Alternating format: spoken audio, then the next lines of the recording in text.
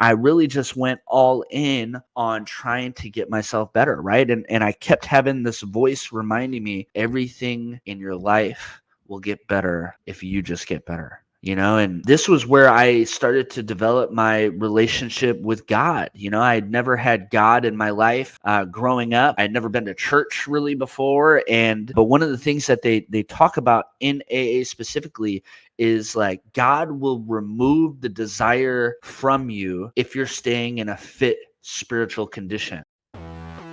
Welcome to Street Leadership, where grit meets grace and ambition meets action. I'm your host, Ryan Goldman, diving deep into the stories that shape today's leaders. Get ready to be inspired, challenged, and transformed. Let's lead the way together. Welcome to the Street Leadership Podcast with myself, Ryan Goldman. And on today's episode, I want to go over with you guys my personal struggles with addiction and kind of how I overcame it. And it's going to be kind of a personal episode where I go into a lot of my own shortcomings and the struggles that I faced. And I just want to kind of preface this episode that if you're also dealing with addiction or struggling with substance abuse problems, I just want you to know that I've been there and I know how difficult it can feel.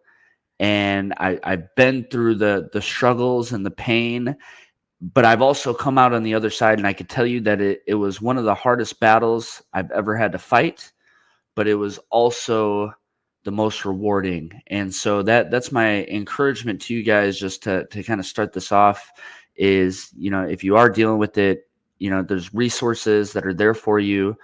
You can reach out and, I would love to be able to help you on the journey, or there's many people that have kind of dealt with a similar situation, and we want to help guide you because we've been there, and it can be a dark and scary and hard place. But if you can make it through the other side, life becomes pretty amazing. So, like I said, just kind of wanted to preface that before I jump into things and give you just a little bit of background about myself. I grew up in a family of addiction. And so both of my parents were drinkers, they were smokers, and it wasn't like, once in a while, or, they would just drink too much, the times that they drank. It was an everyday occurrence growing up. And so when you grow up in that type of environment, you don't really realize that like it's not normal, right? Because to you it is normal. It's just the way things are, and that's the way that you're brought up, and you don't know any different. And so it can be challenging growing up in that situation. And I remember, being a young kid and not really understanding like why your parents are screaming at each other in the middle of the night. And, my mom had these night terrors. And so like you would just hear her screaming in the middle of the night and not know what's going on. And seeing your parents just stumbling out of your room when they tuck you in at night. And, my brother and my dad getting into, physical altercations, and every family event would end in kind of chaos. And once again, like you just don't realize that, like, the dysfunction that's going on around you, because when you're growing up, like you don't know any different, right? And so it's easy for that to kind of just become normalized. And so that was kind of like what life was like growing up, was just seeing that on a consistent and daily basis. My mom was a big, drinker at home, and my dad liked to go out and go to the bars, and so then, my dad would be out drinking, and then my mom would be at home drinking, and then they would, meet, in the evening time, and then conflict would just kind of ensue. And so it was kind of a tough environment to have to grow up in. But, when I turned 16, that was when I decided to, first start experimenting with smoking and drinking myself. And probably the reason that it took that long was because my brother was so straight edge. My brother was 10 years older than me, and he had put like the fear of God into me that if I did any of those things, he would come in and whoop my ass. And so, I had a good role model in that regards. He was, one of my greatest teachers growing up and kind of keeping me on the right path, but because he was 10 years older than me, eventually he, had to leave the nest. And so when he was gone, I didn't have that barrier, I guess, to being able to go out and start experimenting with things myself. And so, when I was 16 is when I started to, experiment with smoking pot mainly, and a little bit of drinking. And like I said, it was just kind of like this normal thing. I didn't really think anything of it because, my parents had been smoking my entire life and drinking. And so it was just kind of like a natural evolution of things. And, I realized at 16, I really enjoyed smoking pot, but I also realized it was a very expensive habit to have. And so, um, almost as soon as I had started smoking, I decided to start selling weed. And so at first I would literally go in and steal my parents' weed and go and sell it and smoke some of it. And, I figured out ways to get people to front me, ounces of weed. So that way I could smoke for free and I could just sell the rest and be able to kind of like support my habit. And this went on from basically the time I was 16 until basically 22, and so all the way kind of through college and a little bit after that. And when I went to college is really when I started to, you know, start drinking. I went to Western Illinois University, and Western Illinois University is known for kind of being a party school. And so there weren't a lot of things to do, besides, go to school and then get annihilated. And at this point, I was trying to sell weed to pretty much anybody that I came into contact with. And this is really where I guess drugs and alcohol started to play a role in starting to kind of deteriorate my life a little bit, even though I didn't necessarily realize it back then. But instead of going to class, I was focused on where the next party was. And so literally I spent a year, pretty much failed almost every single one of my classes. And it was really just focused on building this weed selling empire, and partying with my friends and just trying to have a good time. And so it led to me getting kicked out of school my very first year. And at that point, I had built up like this clientele, and I was like, man, I can't just leave that. So I ended up going to the community college in the same town, so that way I could continue to keep kind of supporting that lifestyle I had, even though I wasn't even going to Western at the time. So I was going to the community college called Spoon River, which was right down the street from Western. And so that way I could still continue to kind of maintain that same business model. And when I was in college, it moved from selling ounces to selling pounds. And same thing, I built enough street credit to where people would front me pounds of weed, and I would go and distribute it to other people and give them ounces to go and sell. And then they would pay me back the money, and I would go drop it off and collect some more and do it all over again. And just living in this crazy idea of like what life is supposed to be like, and living in this fantasy world. And so when I was going to Spoon River, once again, this is where drugs and alcohol pretty early on started to play a role in starting to destroy my life. Is my house ended up getting raided. And so I happened to not be at the house when it got raided. So I'm like playing the sick game of like being on the run and being this fugitive, and thinking that it's like, cool. And eventually it got to the point where my lawyer told me, it was like, you got to turn yourself in and face the music. And so I did. And I remember going or having my friend go to my bond hearing before I had been arrested, and they had issued a warrant for the alleged mastermind behind McDonough County's marijuana distribution, and that was me. And so you would think that would have been like the wake up call to maybe realize, like, all right, this stuff is playing a negative role in my life. And but unfortunately, I was just like blind to it. And so even after my house got raided, I continued to keep selling drugs, probably for another year or so after that. And it wasn't until basically the police were like pulling my friends over, leaving my house, and trying to get them to flip on me, that I realized, like, okay, the first time I got kind of a slap on the wrist, they wanted to sentence me to 30 days in jail. My lawyer was able to negotiate it to 15 days with credit for day time served. And so I ended up having to do 7 days in jail. But I knew the second time it wasn't going to be a slap on the wrist. And so when that happened, I started to realize, like, okay, I cannot continue to keep selling drugs. And so right around that time was when I got started in door-to-door sales. And so I was able to kind of transition from making money from selling drugs to, going out and selling energy. And I ended up being pretty successful pretty quickly. And so the challenge with that was I was 22, 23 years old. And, now I'm on pace to earn $100,000 a year in income.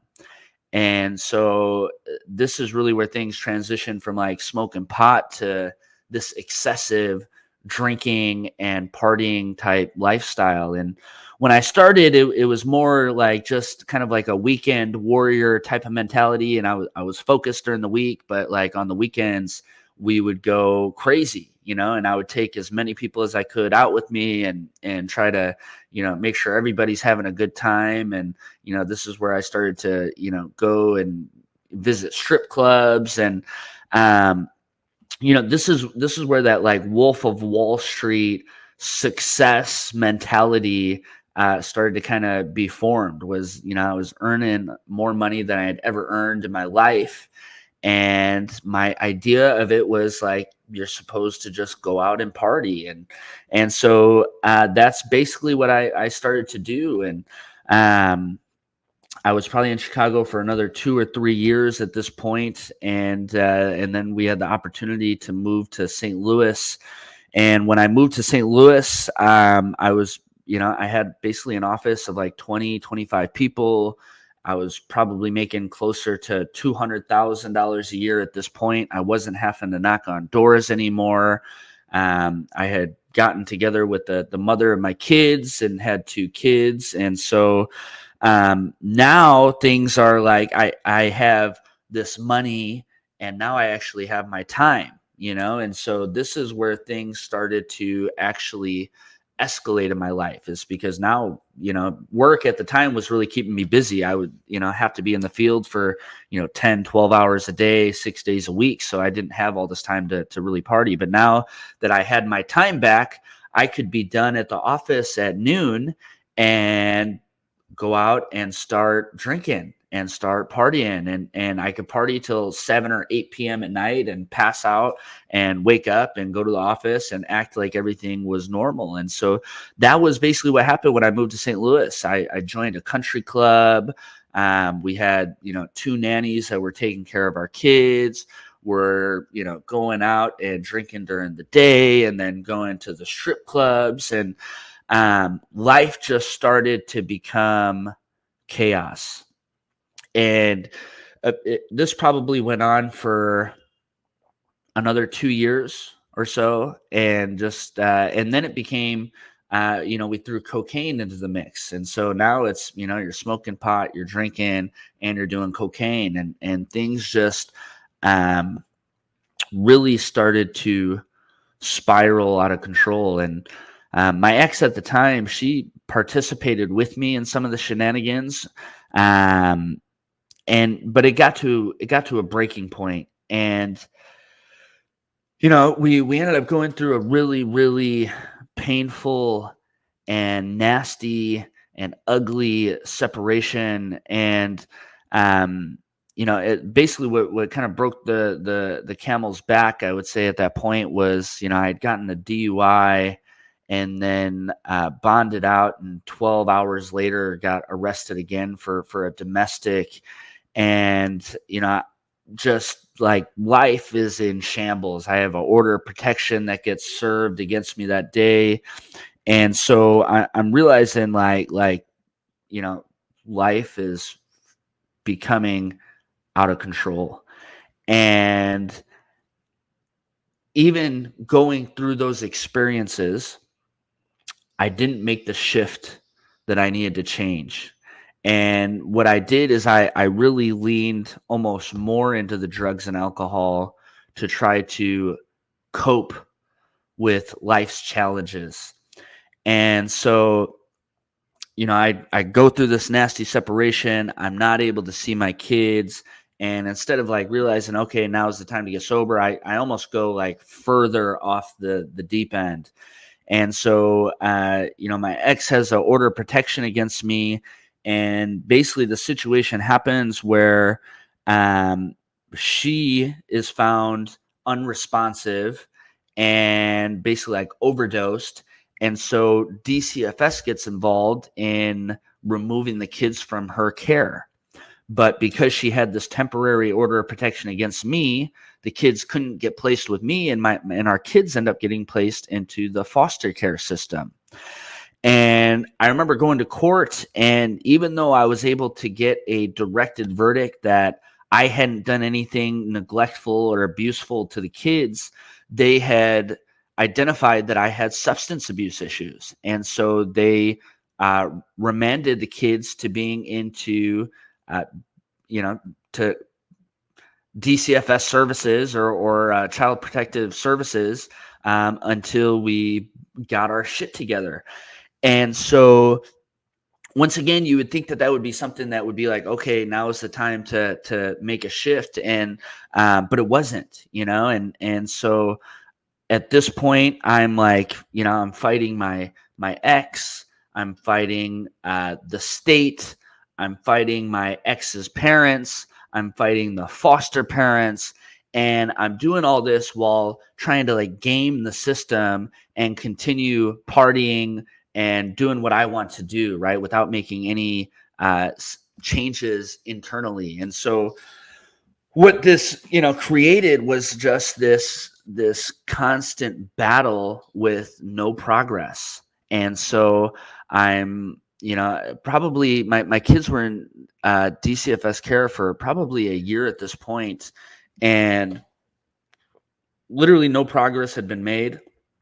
And so I'm seeing my kids for 1 hour a week supervised at that point. And I think even towards the end of it, basically there, the foster parents, my ex's parents and my ex, we all had this sit down conversation, and they were basically like, the best thing that we could do was sign guardianship of our kids away to my ex's parents, so that way they could get out of the system, and we would be able to see them, and once we got our shit together, then then everything would go back to normal, and but I also knew that was not the reality, and what they were really trying to do was gain control of the kids, and then it would become a whole nother battle.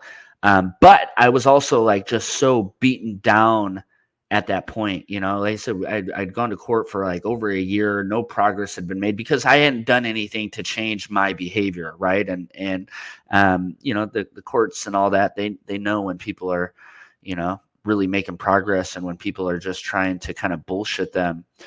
And so I was so broken at this point that I believed that maybe that was the best thing, was maybe it is better for me just to sign guardianship of them away and, let them go and be with her parents. And that way they're out of the system, and, who knows what'll kind of happen after that. And luckily the foster parents were actually our family friends, so they weren't like with strangers or anything like that. They were with people that love them and care about them. And that was the situation, was everybody had a different idea of what they thought was best in that moment. And I remember 2 days before I was getting ready to sign guardianship of my kids away, I had gone out with a couple of friends, and we had gone to this club, and basically, I mean, for me, drinking was not it was not a social thing. It was like, how do I get as annihilated as quickly as possible? Like there was no like, this is like, I enjoyed the taste. It was like, man, how do I get out of my mind as quickly as possible and really just kind of like numb my feelings? And so 2 days before I'm supposed to sign guardianship away, I wake up in the hospital covered in my own blood and literally have no idea how I had gotten there. I have like 5 staples in my head, just covered. And that was pretty much a breaking point for me, is, and that's what they say, all transformation comes is when there's so much pain that's stacked on top of each other that eventually it's like something has to give. And for me, that this picture is a perfect representation of that, of just out of control, and being in this place of just like so much misery. And literally, I was like I said, I was at the night before I'm gonna sign guardianship away, and I had a spiritual experience, and I'll never forget this. And it was as if God came to me and spoke to me, and he said that everything in your life will get better if you just get better. And that rang through my mind the entire night. Everything in your life will get better if you just get better. And so I'm tossing and turning all night long, and I wake up the next morning, and I resolved that, you know what? Like I'm just gonna go all in on myself. And prior to that point, I think I had stopped my visitation with the kids. I hadn't seen them in probably a month. And I called my caseworker, and I was like, you know what? I want to start seeing my kids again. I'm going to do whatever it takes. And so I started going to AA. And I remember the first day of my sobriety. It was September 3rd, 2019. And I had taken an Uber to an AA meeting, and nobody showed up. And I was like, man, this is, God's going to test you when you say that you want something. And that was exactly what happened, because I remember having the thoughts like, okay, maybe God doesn't want me to get sober. Why would I show up to an AA meeting, where I'm supposed to be able to get support, and not a single person shows up, right? And so, there's pretty much, there's resources, you can find local AA meetings near you. And so, and there's pretty much one every hour of the day, depending on, what city you're in, So I ended up going to another AA meeting like the next hour, and literally same exact thing, nobody shows up.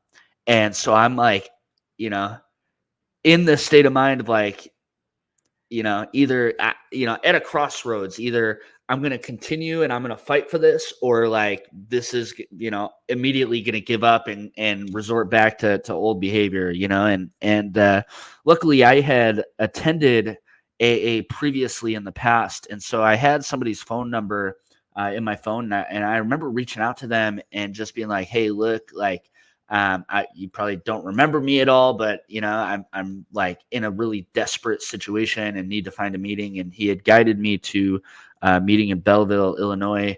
And so it was the third meeting that I attempted to attend, and there was people there.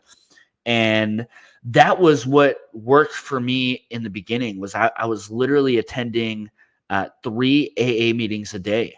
I would go to one at 6 a.m. I would go to one around noon, and then I would go to one in the evening time. And that was what I needed in order for me to really like build a foundation of sobriety. Because, and one of the things that they say in AA is just for today, right? And so when you're first starting out and trying to overcome this addiction, trying to think like, okay, I'm going to go the rest of my life without ever drinking again or smoking again, is like it's almost unrealistic and overwhelming, right? But if you can break it down, like, can I just do it for today? And for me, it was like, can I just do it from now until the next meeting, right? And can I do it for the next hour or the next 30 minutes, right? And so that was kind of what I did, is I just broke it down into these really small increments and got myself in rooms with people who were also dealing with the same struggles and adversity. And so I got to hear just so many stories from people who had been through a similar situation, and it gave me hope, because some people had been through it way worse than I had. And some people had killed people, as a result of their decisions. And here they are, like, living this happy life afterwards. And it was like hard for me to fathom or understand, like, man, you've been through some crazy shit, and here you are, like, happy. Like, I want that. What do I need to do? And so I really leaned into the program in the beginning, and it saved my life. And it gave me this tremendous foundation. And, I mean, some people talk about doing 90 meetings in 90 days. And I think I did, 90 meetings in like my first 30 days, and because I was going to so many. And that was part of the process, right, of trying to fight for my kids. Was I needed to do substance abuse counseling, which I did the domestic violence counseling, I did parenting classes, I was going to AA, and I really just went all in on trying to get myself better, right? And I kept having this voice reminding me, everything in your life will get better if you just get better, and so this was where I started to develop my relationship with God. I'd never had God in my life growing up. I had never been to church really before, and but one of the things that they talk about in AA specifically is, like, God will remove the desire from you if you're staying in a fit spiritual condition. And so that was what I did, is I just leaned into all the resources that I could. I leaned into prayer, reading the big book, going to meetings, and doing whatever I needed to do to just try and heal myself internally. And as a result of that, things in my life did start to get better, and it was slow at first. And I think that's always the struggle with people, is um, when they start to make a positive change, they expect that they should get the results from that immediately.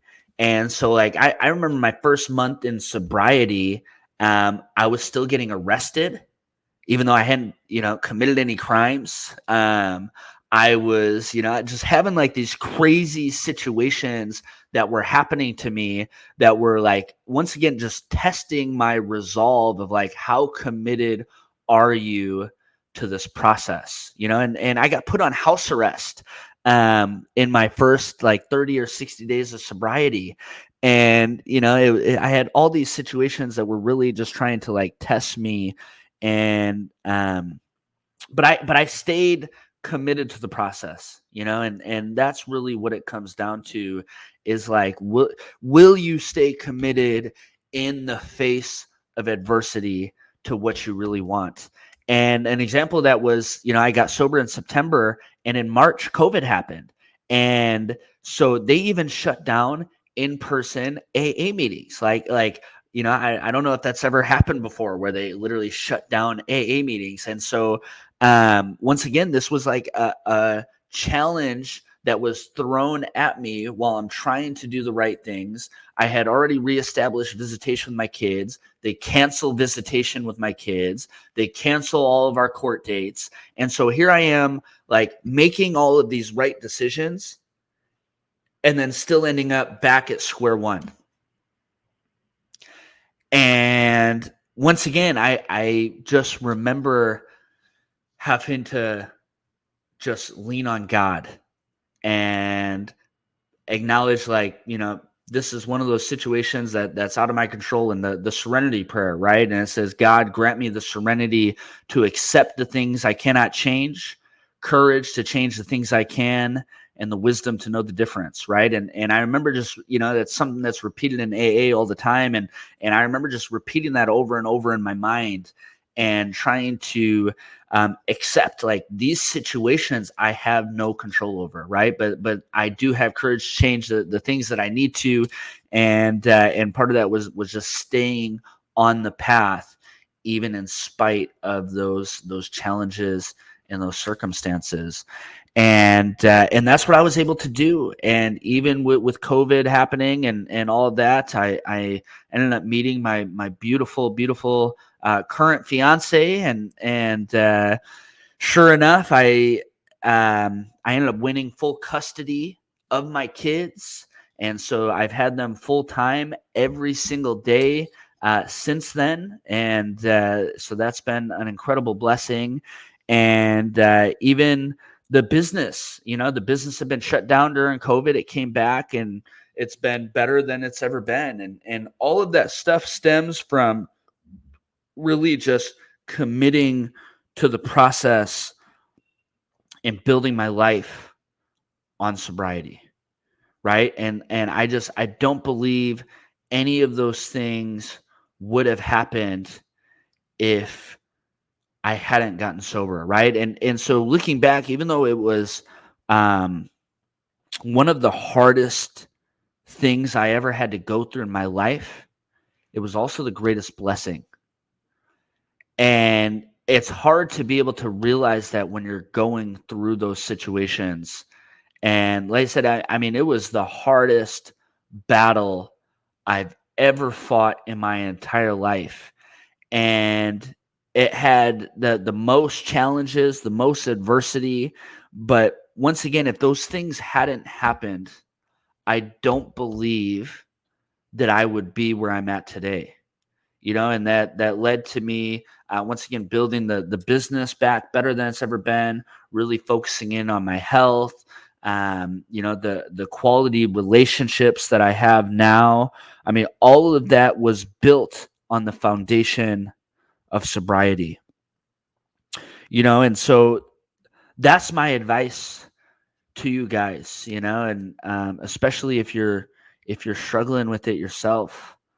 I know how hard it is, and I know that it's not easy. And I also know it'll be probably one of the hardest things you'll ever have to do in your life. But I also know that it's the most rewarding decision that you could ever make. And I encourage you, give up those bad habits. We make these excuses and justifications for ourselves that, smoking pot, it's legal now, so it's not that big of a deal, and everybody does it. And I mean, but alcohol is legal too, and look at how many lives that's destroyed. And some people say, oh man, it's not that bad, but all it takes is one time of having too much to drink, and you kill somebody on the road, and it just alters the course of your life forever. And some people, that's what happens. It's like, man, you go through your life and everything's fine, and it's fine until it isn't. And I can assure you that there's no negative from giving up those bad habits. And choosing a life of sobriety, and, getting clear-minded and focused and clean. Like, there's no negative effect from doing that. And ultimately that allows you to grow into that best version of you. And when you're that best version of you, like you realize just how unstoppable you are. And so that's my encouragement to you guys, is for anybody who's listening who might be facing that stuff, is do what you need to do to overcome it. And maybe you have kids, and you're setting an example for them, or maybe it's the people that you work with, or the business that you're running. You have people that are looking up to you, And I promise you that everything in your life will get better if you get better. And I'm living proof of it. It's been so true in my life, and life will never be the same. And it's hard. It's not easy, but I promise you, it will be worth it. I believe in you. There's resources for you that's available. Reach out to me if you need to. Go on the local AA page, find meetings. Find somebody else who's overcome it. And I promise you that that's one of the greatest gifts that we can give is the gift to give back and help somebody the same way that they helped us. So I appreciate you guys for really tuning into this episode. I hope that you were able to get some value out of this, and share it with somebody who might be struggling. And like I said, I would love to have the honor of being able to share my story with them and be able to help them on their journey, because I know how hard it can be. I know how dark it can be, but you owe it to the people you love and care about to become that greatest version of you. So appreciate you guys tuning in, and I'll see you guys on the next episode.